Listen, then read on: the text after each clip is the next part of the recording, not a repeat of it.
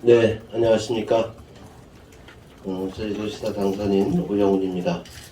오늘 제가 선거 과정에서 공약했던 추가 경정예산 편성과 관련된 방향에 대해서 말씀드리기 위해서 이 자리에 섰습니다.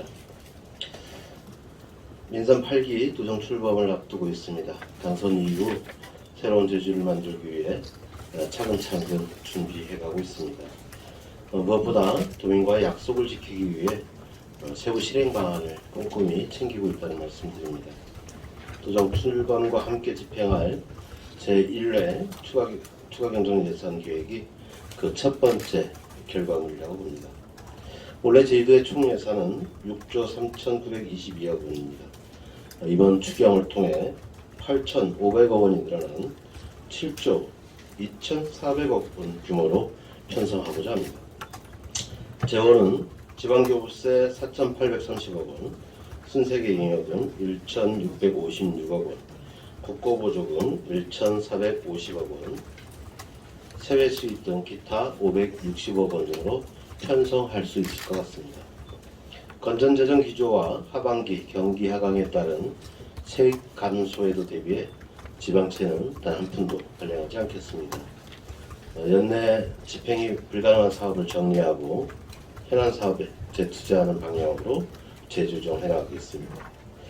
추경안은 도민의 권리와 이익을 최우선으로 두고 코로나19 피해 회복과 고물가, 교육가, 고금리 등 신3고 시대를 대비해 민생경제 활력화와 도민의 일상회복 그리고 취약계층 생활 안정에 초점을 맞추겠습니다. 이 밖에 법령과 조례 등에 따른 필수 경비 그리고 지역경제 파급 효과가 큰 재정지원 사업에도 예산을 투입하겠다는 말씀드립니다. 8,500억 원 가운데 2,000억 정도는 국고보조 사업에 투입이 됩니다. 1,600억 원 정도는 법정 경비로 사용이 됩니다. 시급히 주민 불편을 해소하는 분야와 폐기물, 하수처리 등 환경 분야, 그리고 상하수도와 도로 건설 분야에도 일정 부분 예산 편성은 불가피할 것으로 보입니다. 특히 가용재원은 민생경제 안정에 집중 투입하겠습니다. 민생경제 지원을 대폭 강화하겠습니다.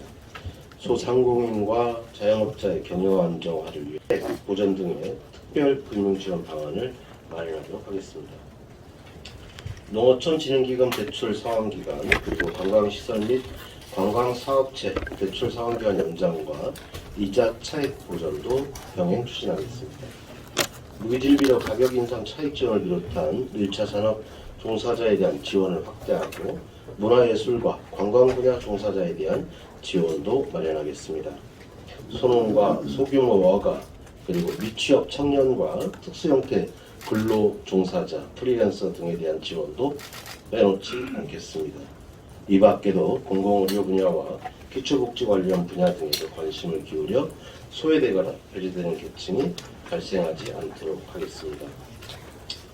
이번에 마련된 추경안은 남은 기간 동안 좀 더 세밀하게 다듬고 살펴서 다음 달 제주도 의회에 제출하겠습니다.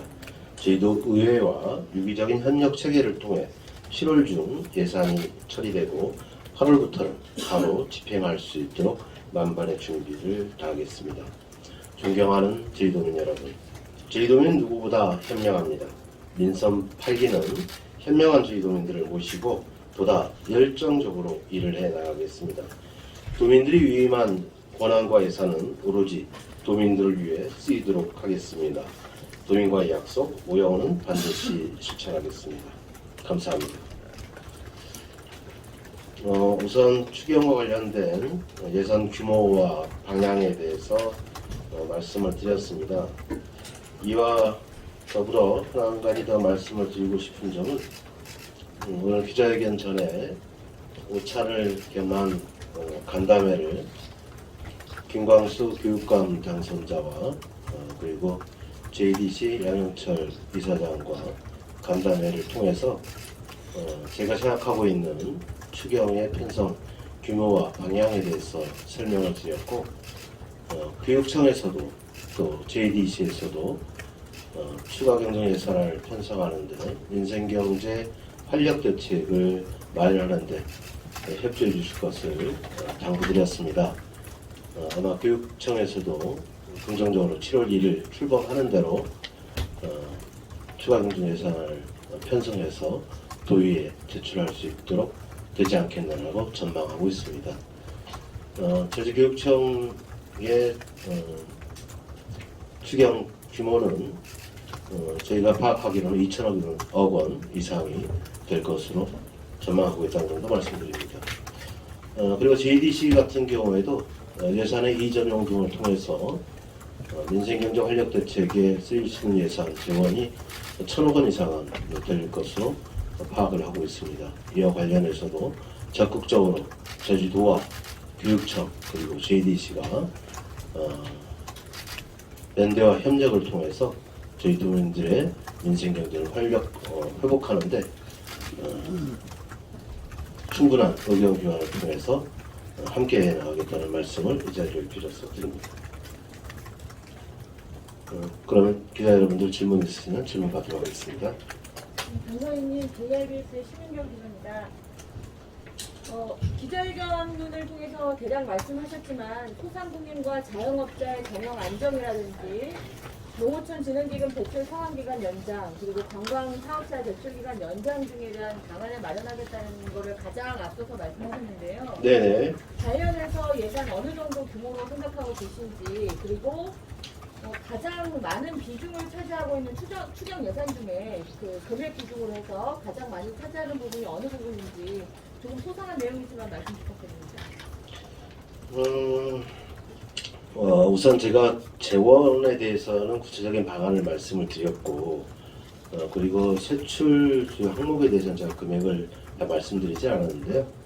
오늘 오후에 인수위 차원에서 민생경제특별위원회가 출범을 합니다.